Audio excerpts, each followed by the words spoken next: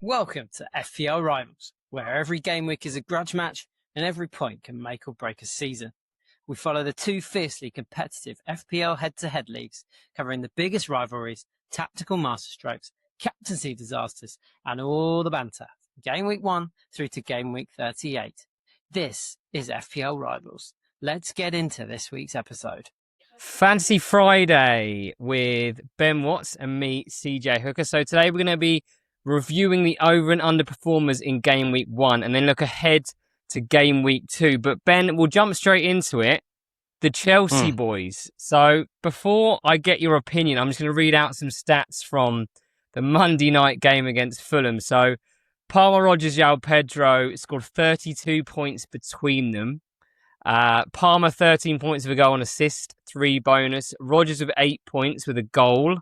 And João Pedro with 11 points with a goal, assist, and 2 bonus points. So Palmer had 5 shots, João Pedro 4 shots, Rodgers 3 shots. Like, what do you honestly think, mate? I am seriously tempted after that display, particularly attacking-wise. Yeah, it's almost the polar opposite of Arsenal, isn't it? Where Arsenal, you stick with the defenders, and then Chelsea, we wouldn't go anywhere near the defence. But those 3 forwards, very tasty looking. We sort of had half an eye on it, didn't we? We were kind of watching it as we were recording the last pod. And Chelsea did look very lively. I can't say I paid all that much attention, but the only thing is now is probably a question. I do wonder if it's a question of when and not if for me personally. Obviously, I began the season with Wirtz over somebody like Palmer or Rodgers because I thought Liverpool's fixtures were more favourable. But having seen how Liverpool played versus how Chelsea played on the opening game week, I'm struggling to stop jerking that knee, you know? Like, I got to hold course, I think, for now. It is tough. It is tough. Just talk about that, yeah. So I think, to be fair, if you didn't have João Pedro before game week 1, what were you doing? But he's been transferred in by over 300,000 managers. Palmer's been transferred in by over 270,000 and Rodgers by over 193,000. But like you said, they have obviously Brighton at home now, but then they've got Arsenal away in that game week 3. So I was actually looking at their fixtures after game week 3. They have a really favourable fixture turn. So I'm in your boat. I want to get them in, but I don't want to be that knee-jerk because I do have those. I have Mbeumo and Fernandes. I could literally do a straight swap, to Rodgers and Palmer if I wanted to, but I'm gonna hold fire, I think. Yeah. But it's going to be a tough watch against Brighton at home if they do pop off. But João Pedro and Rodgers. Think about Brighton though. Brighton absolutely demolished Villa. I know they're at home to Stamford Bridge. They're at home, aren't they? Chelsea this weekend to Brighton. Yeah. But do you think that Palmer and Rodgers are going to score more than Mbeumo and Fernandes? They're both at home. One's to Ipswich, one's to Brighton. Brighton are obviously a level above Ipswich. Yeah, I think so. I don't know, especially because Chelsea have got Arsenal away after that. So I think your sort of time frame of getting them in later is better. Yeah, we've got a whole course for now, man. We're only in game week 2 and gonna save those transfers up and stick with the original team. That's sort of my thinking anyway. Completely agree, mate. To be fair, I'm looking at sort of saving. To be fair, rolling a few transfers, which I actually didn't do enough of last year. I'm actually going to try and do that a bit this year. So actually, when I do make some moves, I've actually got 3 transfers, even 4, so I can actually manipulate the team a bit rather than trying to sort of, like you said, stuff someone in for no reason, just like a knee-jerk one. I did that too many times last year and it cost me. But their run after the Arsenal game in 3, so they've got Hull at home in 4, Brentford away in 5, Bournemouth at home in 6, Everton away in 7, and then Spurs at home in 8. So it's a nice little run after that. with sort when of is 3 the out of the 4 international fixtures. break? Because that's when I was Good thinking point. of pulling the early wild card. Is that after game week 4? People go away for a couple of weeks, and then game week 5 is game week. It's after game week 5. Just looking here, so it's after game week 5, and I think it's for 3 weeks. So the only thing though, I think that Hull at home, I can't see myself going without at least 2 of them for that game. Just based on, but I actually tonight Palmer and Rodgers are both starting against Luton, which I was quite surprised with. So I'm not sure what Alonso's sort of plan is. Yeah. Bench João Pedro for Welbeck, but yeah, Palmer and Rodgers both starting. Maybe because Palmer obviously had a summer off and he needs some minutes, but Rodgers is a strange one. But fair play, he's obviously fit. Maybe it's just to get those two, because he plays with 2 attacking midfielders, isn't he? It's maybe just to get their relationship going, get the synergy between them, and get the chemistry up. But that is a surprise. It's a really strong lineup against Luton. And I'm also just telling myself off right now for talking about wild card. We're not even game week 2 yet, so I think I've jumped the gun. We'll settle that on that. Yeah, but did you see Palmer's interview after that game? They said, like, "How are you feeling?" And he just went, "Did you not watch the game?" And he laughed. And then he laughed. He was like, "I'm only joking," but I think that's just the sign of things to come for those. I think for those three. I really enjoy watching Cole Palmer interviews, because he is so, like, any media training that lad has done, he's completely discarded. And he's just very, very himself. He's a funny guy, isn't he? So, looking forward to the sort of like partnership between Palmer and Rodgers. Well, not really looking forward to it from a sort of like Newcastle perspective, but from a fantasy perspective, it's very exciting having those two. I think a fit and firing Cole Palmer is good, sort of, for England, for fantasy, for everything, to be honest. But we'll move on now. Did his price drastically reduce? Sorry, just before we move on. I don't know. I think he was on the borderline. But looking at how many have bought him in, I'm thinking he potentially will. Because João Pedro went up to 7.6 and he has been transferred in by 305,000. So Palmer's not far behind. So I imagine by potentially... maybe tomorrow he might have risen to 9.6, but again, I think at the moment... But last year, wasn't he 10.5, and then he's dropped to 9.5, yeah. So he's had a million drop. He obviously didn't have a good season last season, so there might be some value there to get him in. That's the other thing, isn't it? Like, as much as you don't want a Kneejerk, also, you might not be able to afford him in a few weeks if he hasn't absolutely cracking. I know.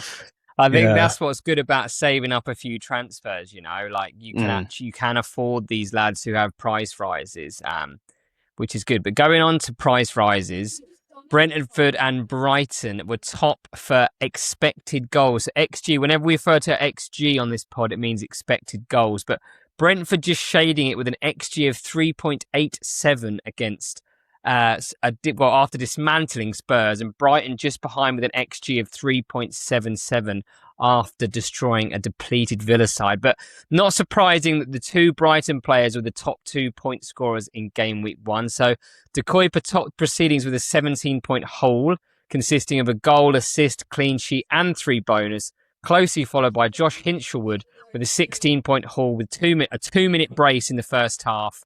Both had an XG of over 1.4.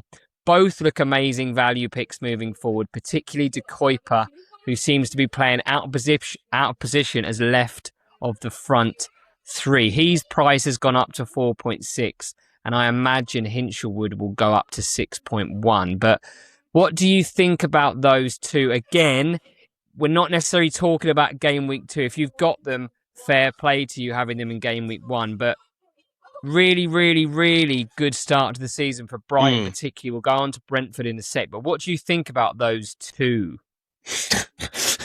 Well, I'm going to refer you back to my conversation with Charlie, where he was weighing up Hinchelwood versus Ndiaye, and I was like, no, go for Ndiaye. Hinch was rubbish, and then he goes and scores that 2 goals in 2 minutes. I'm surprised he's at 6 million, 6.1. I know, I was surprised as well. Yeah.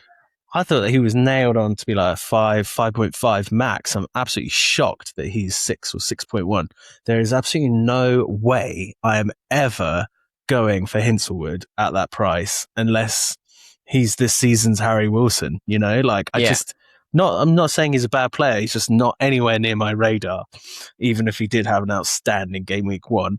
However, the Cuyper at 4.5, who is in the game as a defender, but playing as a left winger, that is extremely tempting. Extremely tempting. I agree with that. So they got Leeds up and Coventry away. Is that after game week 2? So they've got Chelsea away. Chelsea away. Yeah, Leeds at home, Coventry away. So then they have Arsenal at home. But again, I think at home they're very, very good.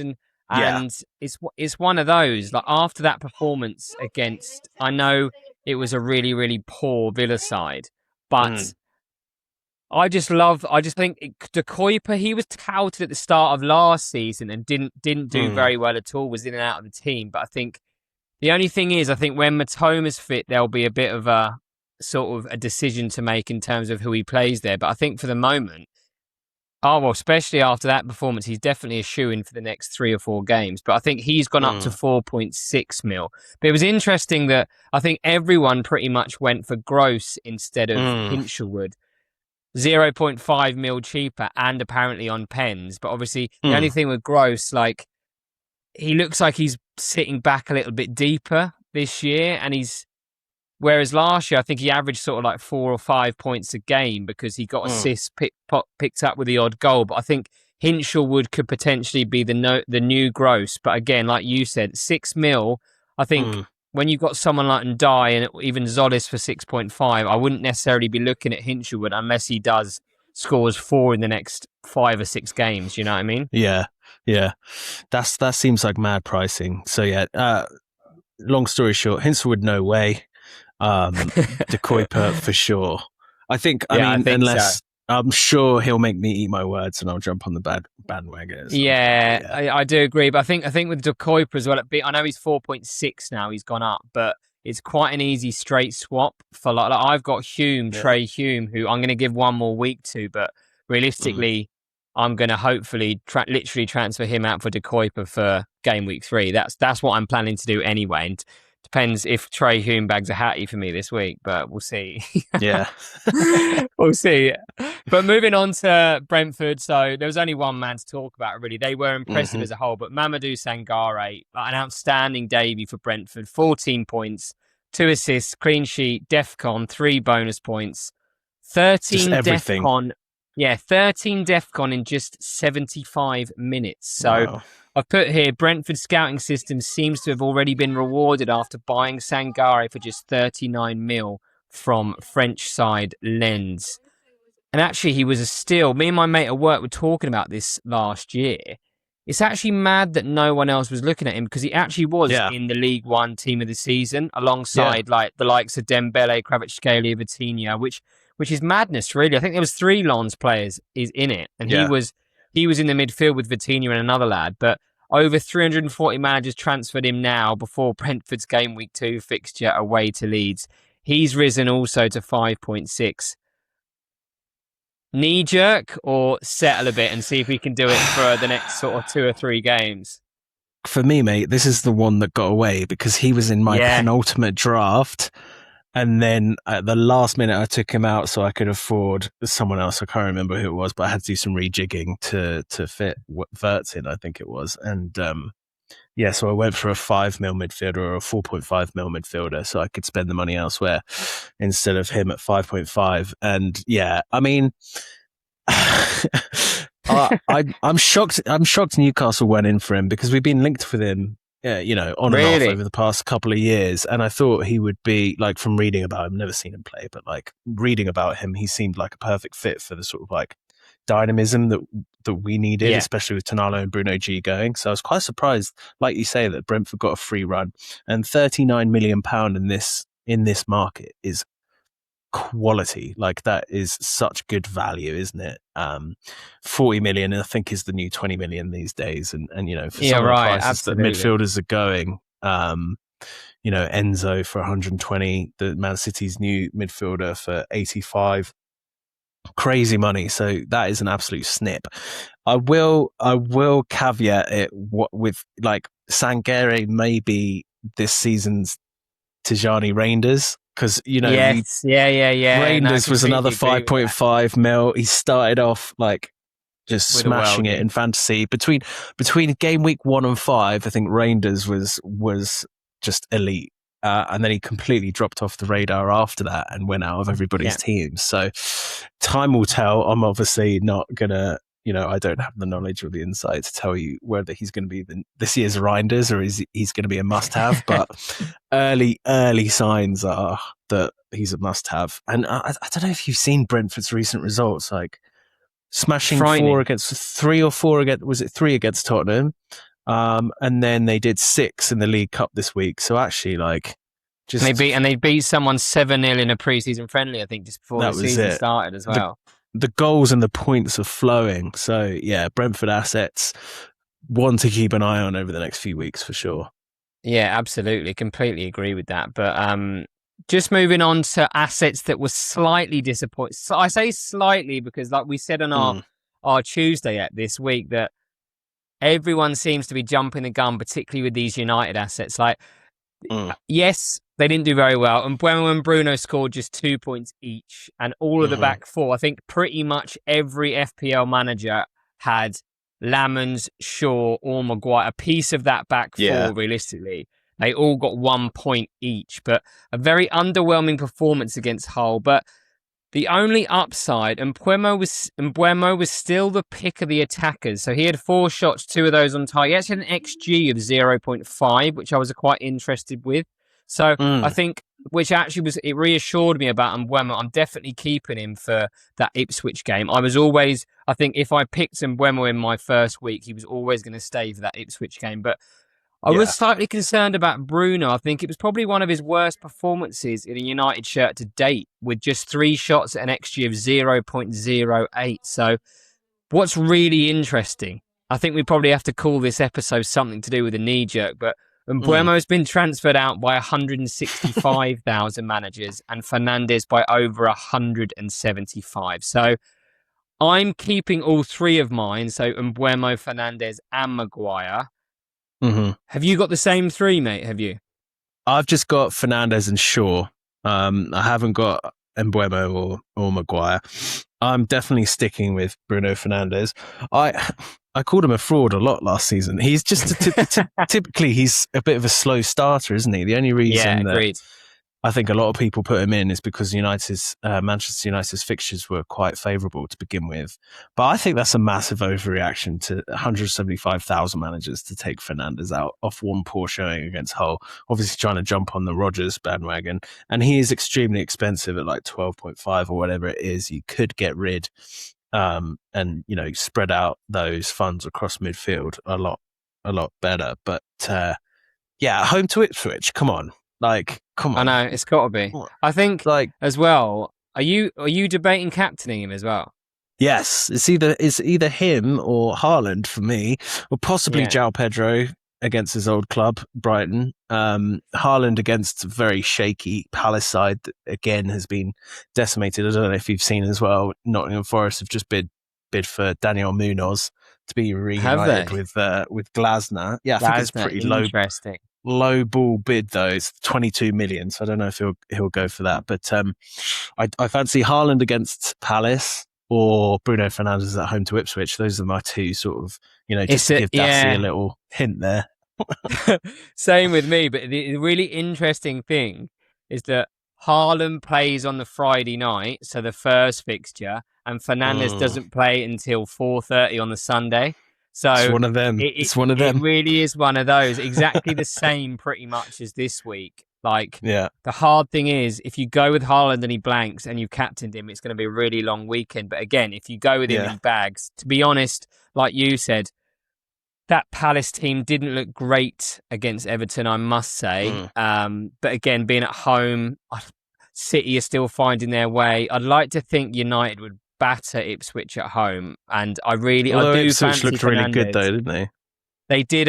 Again, they were at home, first game of the season. It'd be interesting to see how they perform away, because if you think about Coventry, I know going away to the champions in the first game of the season is pretty tough, but they were just absolutely outplayed, which I expect United to outplay Ipswich at home, which hopefully would mean that Fernandes is involved a lot, but Yeah. we'll see. But I think that the United assets are definitely a keep. And again, the good thing about those, the price points in Mbeumo and Fernandes are at, they're very easy to change down to a Palmer or a Saka or a Rodgers, which I quite like. And that's why particularly I chose Mbeumo as well, because he can literally be changed to a Rodgers or changed to a Saka and Fernandes. You can easily do that, which is quite good. Not that I want to necessarily get rid of Fernandes, but it'll be interesting to see how he gets on the next few weeks. Yeah, if he blanks for the next few weeks, particularly with their fixtures, I'm going to start calling them fraud again. But for now, I'm going to stick with him. And, you should keep doing that, because that's what ignited him last year. That's what sorted us out. Before we look at the just a little preview of the key battles from the FPL rivals Division 1 and Division 2, I just wanted to have two more topics for you, Ben, particularly just looking at fixtures. Liverpool have a good fixture this weekend at home to Nottingham Forest. I know Forest are starting out with Glasner. They've literally lost to Leeds twice in the space of 3 days. Haven't scored a goal. I've got Szoboszlai, you've got Wirtz. What's your thoughts? I definitely think Wirtz is worth a keep for now, but it definitely wasn't a great display from him at the weekend. I do think he's going to be okay. What do you think? What was your thoughts in bringing him in the first place? Sorry. Again, I looked at fixtures. I looked at fixture difficulty. So when I think Man United and Liverpool both had the easiest opening 6 games or something like that. So I sort of based my selections around that. Like Luke Shaw for me was a shoe-in at 4.5 when they've got the likes of Hull and Ipswich to begin with. The Wirtz was a little bit different for me because I was, watching Newcastle in pre-season. We were absolutely awful, and I was thinking Wirtz and maybe Isak to do the sort of like the emotional hedge, because if we're going to get battered, then at least I'll get some points. But actually, now I'm sort of going in the other direction and trying not to be too knee-jerky and failing miserably. But the more I read about Wirtz and the more I watch him, the more I'm like, it's just not working. I don't know why it's not working. I really rate him as a player. I really rate Iriola as a coach. It's just not working at the moment. Like, I think him, Szoboszlai, Gravenberch, they're all trying to occupy the same place on the pitch, and it's just leading to a completely sort of like unbalanced midfield output. And so I also know that Iriola's teams start really slow. So my thinking was like, get him in against Newcastle, see how he does. And then they've got some kind fixtures after that. Keep him for a few weeks. And if Iriola doesn't get them all firing on all cylinders, then get rid for the likes of Palmer, Rodgers, Saka. And you got a straight swap to Rodgers there. I've got Szoboszlai. I was really, really happy that he took that pen. I was quite shocked. I really thought Isak was going to take it. Same. I think it was probably a good decision from Iriola not to give it to Isak, considering the amount of abuse he was getting from the Newcastle pack. Obviously, understandably, but I think Szoboszlai at his price now sharing pens, I really, really quite like that. Free kicks, pens, corners. I think I'm actually glad he's in for me. I don't like, and he's 0.5 cheaper, isn't he, than Wirtz? He's 0.5 cheaper. I don't like their defense. I had Virgil for so long last year, and yes, he's good for DEFCON, but just worry about those clean sheets so much for Liverpool. Whereas a couple of seasons ago, they were absolute shoo-in for clean sheets. That's just a wait and see for me. But just the last topic before we go on to the key battles, just quickly. Arsenal triple up. I think I've only got 2. I think you've got to be tripling up as soon as you can. But mate, what is the best triple up? Have you got triple or have you got double? I've got triple. You got triple, I've got White after being convinced that I was going to have Gabriel in from the start. I pivoted to White and Calafiori, and then I went for Zolis. Really like that. You planted a big seed of doubt earlier in the week when you said Konza, 4.5 mil, going straight into the Arsenal defence. So I'm going to get rid of probably Ben White, because as soon as Timber is fit, he'll get that right back, spot back. and then Konza will be up to speed as well. So Konza will probably be playing very regularly. So I'm thinking White to Konza, and then I've got an extra mil at some point. I just don't know when. Yeah, no, I think absolutely. I really liked your White Calafiori shout for the first game.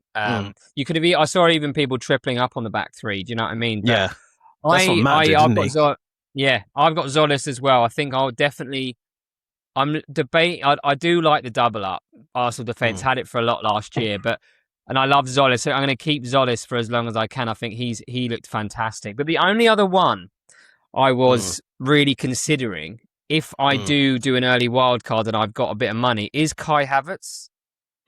Like I think he's just 7.5. Let me look, but realistically, I was really surprised that he didn't bring Gyökeres on at all. But yeah, 7.5 mil. I know he only got 6 points with that goal, but it's one of those. I think if I go Havertz, I don't go Saka.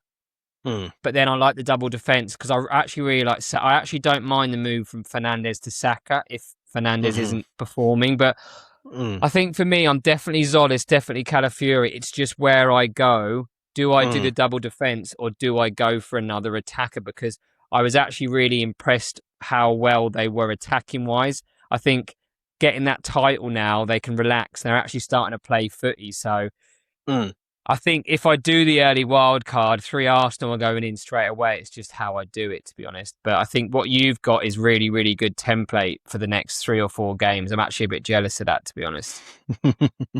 Well, that's what I was trying to plan it around, not tinkering too much. But also, like, you've got to bear in mind that the Arsenal were up against Coventry home first game of the season, so they might not be so fluid going forward.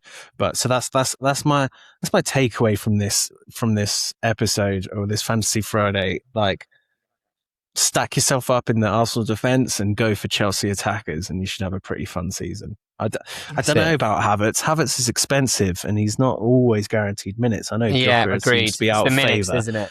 Yeah, and I think Saka's going to be a differential, like, in the next few weeks. Less than 10% owned, fully fit, firing. We're going to see his value soar. We're going to see his ownership soar.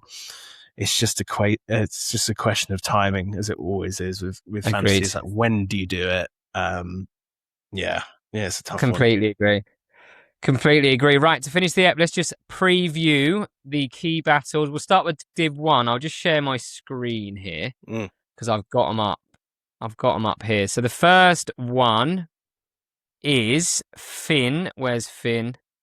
Finn against Trav. This has been touted as the relegation scrap early doors. Who touted it as that? Is that Butler? Alex? Classic Butler. Butler, how can you say it's a relegation battle game week 2 just because they both lost their opening fixture? That's it. Okay. What's good about this game is they only have 4 shared players. So Fernandes, Calvert-Lewin, João Pedro and Haaland, which that is what I love about these head-to-head games. Like mine and Dassie's one. I know Dassie had a poor day the other day, but I'm looking at my game this week against Mike, and we've pretty much got the same team, so we just have to tweak it a bit. But if you look at their teams, very, very different. Very different, yeah. Very different. So Trav's gone for the sort of template with the likes of Maguire. He's got Maguire and Shaw, Zolis, whereas sort of Finn's got Rodgers and Dye, Mbuemo, Gay. So Finn's I quite like Finn's team, to be fair. That'll be a really interesting one. Scroll back up to the differentials. So basically it comes down to how Chelsea and City are going to do. I mean, he's got Munoz, Gahey, Mbuemo and Dye, Rodgers. And then the other hand, I quite like that. Trav. Like that. I like the midfield there of Dye, Mbuemo and Rodgers. It's a nice balance. And then that is, I think if Ipswich score against United, that's going to be very, very bad for Trav. But again, he's got Guardiola, Calafiori. They're 2 very good teams, but very different. So it just shows like how you can get a very good team without sort of following that template, as they say. So that'll be a really good one. And then I think the next game, which is 2 of the really successful lads last year. So you've got Nixie against Rafara. This was interesting when I saw it. So Very They similar have 9 teams. shared players. Very similar. So we've got Kingsley, Maguire, Calafiori, Fernandes, Szoboszlai, and Buemo, Haaland, João Pedro, and Calvert-Lewin as our All shared Wow. players. So, Yeah. so we're pretty much, I imagine it's going to be pretty much Sangare up against Zolis, maybe. Or Gross. It depends who Rufaro plays. I think Nixie's probably going to stick with Hume. We both picked Hume just for that one. So again, it's whether Hume plays in that right wing position like he did. That's going to be very, very tight. It's literally going to be between those 2 or 3 players, which is interesting. That just shows what head-to-heads can do, doesn't it? Such a contrast, isn't it? Finn and Trav have totally different teams, and then those two have really similar teams. That's hilarious. That's it. Right. Division 2. So we have the first key battle is Will against Farney. So both coming off of losses. They have one shared player, Florian Wirtz. Wow. But this is 2 completely different teams, which I absolutely love. So Will has travelled up in City with Matthias Nunes, Gay, Semenyo. He's gone Rice instead of Zolis. Szoboszlai. Enzo is very rogue at the moment. Lacroix, Tarkovsky, Pickford, Thiago. Not too bad. Not too bad. Farney's got De Kuyper, Senesi. So it's, again, really, really tight. What do you think about that one? I think Will's in a spot of bother if Enzo gets transferred to City because the game's going to block him from making any more transfers. But Matthias Nunes is an interesting pick. I don't know. He's classed as a defender this year, isn't he? Because he's stuck in the right back. So he's doubling up on. He's doubling up on City defence there. He's gone without Haaland. Thiago. We talked about Brentford being free flowing, didn't we? But then Thiago missed that penalty. So it's like you basically got Haaland and João Pedro versus Thiago. And where's his other strikers? I can't see his other strikers, but like, I feel like Haaland and João Pedro are going to outscore Thiago this weekend. So I completely agree. It's a funny one, isn't it, with Thiago? Like, I would be probably going sort of with the front 3 behind Thiago. So like Chada, Dango, and Sangare over Thiago. But again, Thiago's still on pens. It was a pity he missed it. But and then we have our next game was, who was it? Trotty against Mitch. So 2 massive scores from game week 1. 5 shared players: O'Reilly, Szoboszlai, Rodgers, and Buemo and Thiago. But again, some very different sort of differentials there. So we spoke about it on Tuesday. Mitch is a Chelsea fan, has Palmer and João Pedro and Rodgers, so he'll be hoping Palmer does well. But then Trotty has Isak and Saka, which I actually quite like, particularly Saka. I think he must be one of the only ones in the league to have Saka. What do you think? Yeah, and the only one to captain him. Yeah, very, very good first week from Trotty. That's a strong team as well. It's funny because, you know, you've got differentials there. You've got Trotty's got Calafiori, right?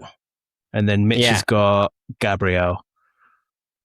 But then Trotty has Saka, whereas Mitch has gone for Palmer. Yeah. That's a tough one to call, you know? It is a tough one to call. Again, I think that's Arsenal away at Villa. The only thing with that Villa team was absolutely shocking against Brighton. So I could see Arsenal winning that 3 or 4-0. It depends what happens. Depends how he sets up against them, doesn't it? I think Villa will be better. I don't think they'll be as terrible. You've seen they've got Goretzka on a free. Okay, They're signing Martinez from Villa, actually. They're selling Martinez.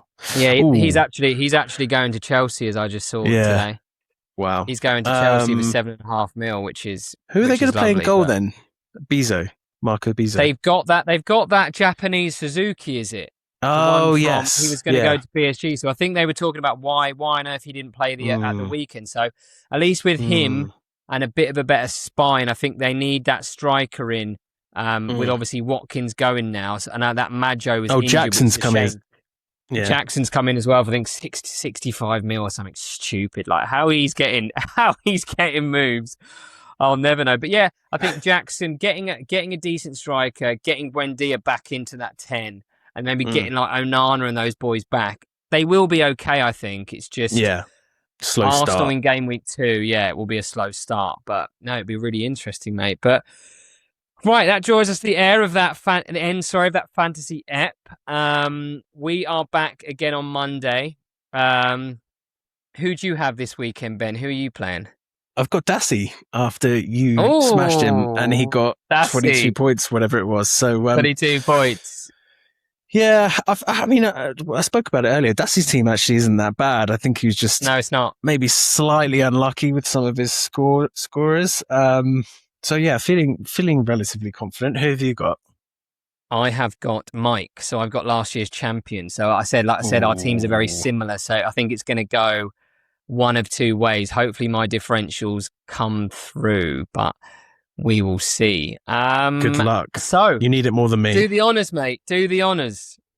Well, may the fantasy gods be with all of you except for Dassey this weekend. Good luck this weekend. Cheers. Bye-bye.